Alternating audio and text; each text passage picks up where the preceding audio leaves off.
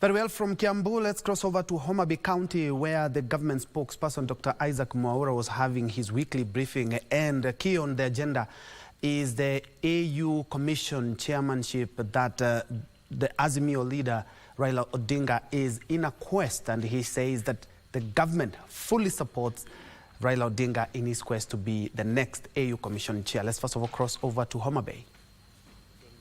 Whether petty or grand, because they affect the lives of Kenyans equally. Noting that 65% of Kenyan population. And to say also that now we have settled the issue of politics, we move forward towards development, and development is accrued to everyone. It doesn't matter your political persuasion, because all of us are taxpayers. And shortly I will be taking us through what the government is doing in Homa Bay County.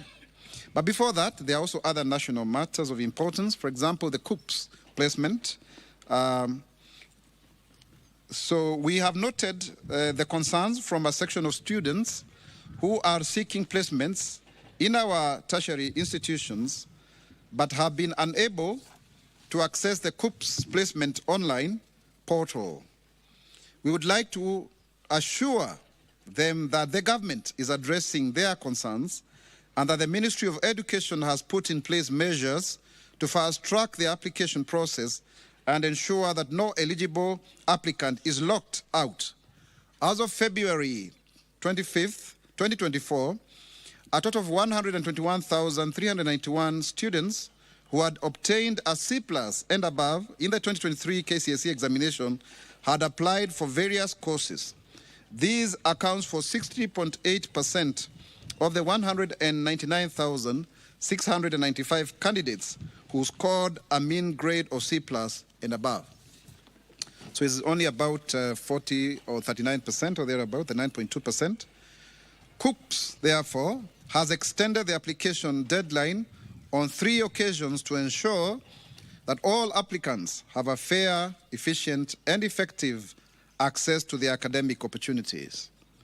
The portal was first opened on 7th February 2024 with an initial application deadline of February 22nd, 2024, and later it was pushed to February 26, 2024.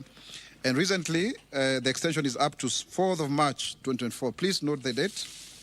Accordingly, those facing challenges with their payments are encouraged to use the USSD code *222#. Let me repeat that. *222#, as provided, and the students that are keen on joining TVET institutions are also encouraged to visit their nearest Ministry of Education offices to get assistance in applying for the desired courses and programs. Let me also turn to the issue of drugs and substance abuse amongst the youth. I wish to reiterate the government's commitment in promoting the welfare of our young people and to curbing the menace of the adverse effects of drugs. In fact, tomorrow there's a huge meeting at the residence of the Deputy President to address this whole issue. And to achieve this, therefore, the National Agency for the Campaign Against Drugs Abuse, NACADA, which is the authority mandated to undertake public awareness campaigns amongst the youth in schools and other institutions of higher learning, is working closely with other stakeholders with the objective of concluding surveillance exercise across the country to map out the hotspots for breaching the Alcoholic Drinks Control Act and to provide counseling and referral services to affected youth and families. This includes 23,351 people with substance use disorders. Thus far, a total of 9,154 out-of-school youth have been reached out to due to the effects of alcohol and drug and substance abuse. And you can agree with me, even all of us here, we have that problem in all of our families.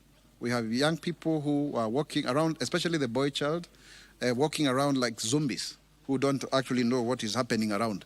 And that is really, really, really unfortunate. So that is why we are making this call.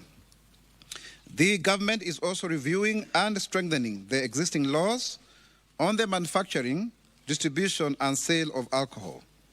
Counties are also being encouraged to adopt a legal framework to complement national laws in providing a structured approach in the fight against drugs and substance abuse. Government spokesperson Dr. Isaac Mwaura a little bit earlier on giving a brief, his weekly brief on the government projects and more specifically on what the government is doing in regards to the AU Commission chairmanship that has been sought by Azimio leader Raila Odinga, and also cases of drug abuse and projects as well. But we will be getting that a little bit later in our subsequent bulletin.